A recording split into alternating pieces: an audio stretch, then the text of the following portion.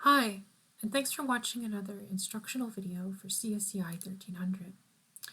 In this video, we will talk about nested loops and how to implement them for dealing with tables of information with rows and columns. In C++ and in many other languages, we might encounter data that is entered in a row and column format, or we have to do some kind of a process that requires us to print information in a series of rows with a series of entries on every row. We can see here that we have a table of values for powers of x raised to some exponent. So we can see that we have a column for x1, x2, x3 that goes from left to right across the screen. So the entries along each row represent the columns, and each row represents the line on which we have those entries. So in order to traverse such a table or a set of values or print those kind of values, we would need to use nested loops. And the way we would do that is through a double for loop or a combination of while and for or a double while. We just basically need to use two types of loops to handle the task as we go through and do our process. So here's a diagram to kind of talk through that, and what we can see here is that this goes through the diagram flowchart of what we were just looking at, where we want to generate a 10 by 4, so we're looking at 10 rows of information by 4 columns, and we are going to first ask our first for loop question, is x less than or equal to 10? If it is, then we initialize a variable that's not x, which is called in. This is our inner variable for our inner loop. And this is nested, this process is nested within the larger loop structure. So first we check this condition. If it's true, then we start a sub condition where we create a new value every time that we start a new row, or we reinitialize a new value on every row. We then ask ourselves if it's met our terminating condition, which here is n is less than or equal to 4. And if it's still meeting that condition, then we print x to whatever exponent and increase our iterator value n and restart the process again. So here we start at 1, we go through here, n becomes 2, and so on and so forth until n is no longer less than or equal to 4, which means that we'd have finally gotten to 4. We would have printed x to the n 4 times, n would become 5. It would become a false statement. We'd then go on out of this sub-process into printing a new line, which is the end of our outer loop. And once we print that new line, we're going to iterate our outer loop variable x and start over. And we'll keep doing this until x is less than or equal to 10, or when it reaches the terminating condition where it is actually 11 and it is no longer less than or equal to 10. Once that becomes false, then we exit our program. So let's take a look at a couple of examples of how to write code using double loops or nested loops. So the first way is we're going to actually implement what we just saw with a POW table, which can be found in Chapter 4 of your late C++ book on nested loops in that particular section. The first thing I'll point out here is that we do have two for loops preceding our nested loop, which is a for loop within a for loop, and these are really just to generate our borders. It's to print the table header.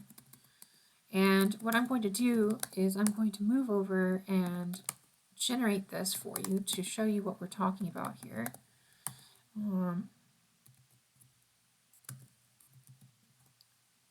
So here we can see that we're generating x to the 1, x to the 2, x to the 3, x to the 4 here. So this is our header. So this is done by two previous loops. And then here we're actually generating numbers in a for loop. And the way this works is that we go into our outer loop first, where we initialize x to a base value, and we check for its terminating condition, which it will not meet on the first iteration. And then what happens is we immediately go into a second loop, where we have to finish this loop entirely. So we have to reach n max before we can actually increase x. So x is only increased after the end of this loop. So we'll get to the end here, we'll create an inline statement, and then we'll actually increase x and go up to the next loop, which will actually start the loop over again on the inside. So we keep doing this basically until we've reached our outer loop condition. And we'll run this for however n number of times that we have for x max. And for every time that we haven't met the terminating condition for x max, we're going to actually use this interior for loop every single time to the value of n max. And so you can see here that we have the value of n max here, and we have set x max here. We have n max set to 4, so this is our interior structure, so this is why it's only going 4 times across to the left. And we have x max here, which is 10, which is printing the number of times that we actually go down the columns, or I'm sorry, the rows of our table. So let's talk about a couple of other ways that we could run this. Say we wanted to run the same kind of thing, but we wanted to print a matrix of, say, characters. We could use a double for loop here. And notice that if we print something before our interior loop starts, then it will print at the beginning position of every row. And we can do the same thing here, that we'll print something at the beginning, or I'm sorry, the ending position of every row. And what this will do is it will generate a table of values. Oh, I should save that. That will be all character values. So we can see here that we're generating a starting and an ending position with the beginning and ending cout statements, and that this for loop is generating all of the stars in between those along each row, and that this entire section of code runs for every iteration of I. So let's take a look at another couple of examples now. Say we wanted to print the same thing, but we wanted to use while loops. Let's look at how we could do that here. With while loops, the main difference between for and while is that we have to initialize our iterative values outside of our while loops. We can't do it inside of the parentheses, and that we'll break up the 3 parts of our for loop into 3 different locations within our code here. So you can see there that we initialize our variables, then we check for our terminating condition, and then we have our iterative addition here, where we're adding to our I and j variables inside of the different loops. One key thing to note here is that j must be reset in our double while here at the beginning of every new row, so every time that I is increased, so that we can reset our counter here correctly. And this is done automatically for us in a for loop.